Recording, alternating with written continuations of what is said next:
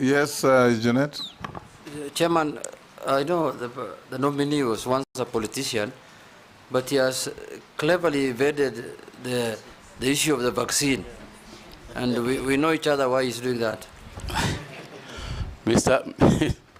Mr. Chairman, it is indeed true that I was once a politician, but that is not, but I wasn't evading the question, because the matter is very simple to me, and in consultation with those in agriculture, we have also come to the same conclusion. I think the long and short of it is the following.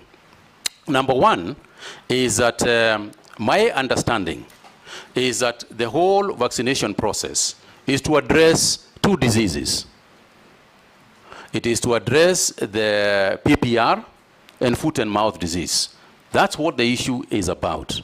Mr. Chairman, you know, we talked about earlier about social media and what can be propaganda and otherwise. And I think the most important thing is to involve those involved in the industry, including the members of this House, is to involve those involved with the information that we have. And say, this is a vaccine, it is being made by Kevavapi, who are our own people. It is for this and this purpose. We only vaccinate about 10% of our livestock. We want to vaccinate more than that. But the point of the matter is this. The cow, as I said earlier, belongs to an individual. It doesn't belong to the government. The goat belongs to an individual, not to the government. So the matter is simple. Here is a vaccine. It is for foot and mouth disease. You have a goat. Do you want the goat to be vaccinated? You say, yes, I want to be vaccinated. We vaccinate. You say, no, I don't want my goat to be vaccinated. Sawa. Do you have a cow? Do you want the cow to be vaccinated? This is the reason why it is to be vaccinated. You say, yes, we vaccinate. You say, no, we don't vaccinate. Alaaah? Thank you.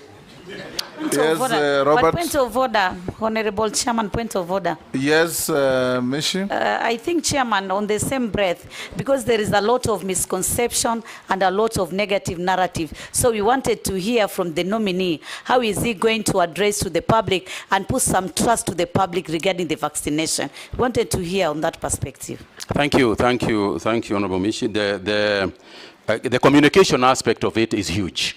The communication aspect of this is very big. And I'm going to use the experts. I'm going to use the experts in Kevavapi. I'm going to use the experts who understand this very well to be actually the lead communicators, just like we did with COVID, where we had the doctors themselves explain the issue.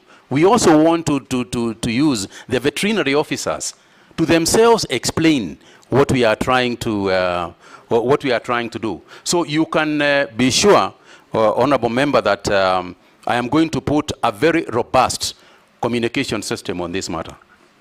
Robert Mbui, yeah, thank Baya, Murugara. Speaker, maybe before we leave that issue of vaccines, yes.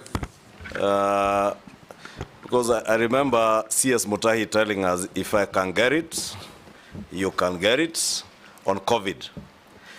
And largely, the issue of vaccines, the problem has been misinformation and the people communicating.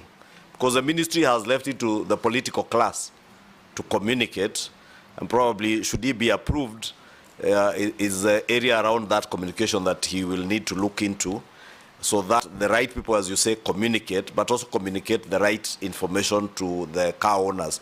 Because again, if we leave it to the members of the public to decide, since the cow is mine, and I base my decision on misinformation, I could decide not to vaccinate my cow to my detriment and the detriment of the country's productivity.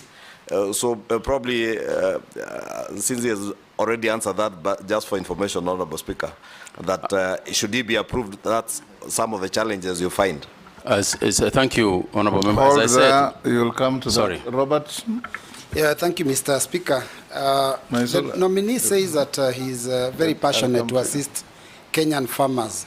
Now, I have very quick concerns. One, there was this major scandal of fake fertilizer that made our Kenyan farmers lose very heavily.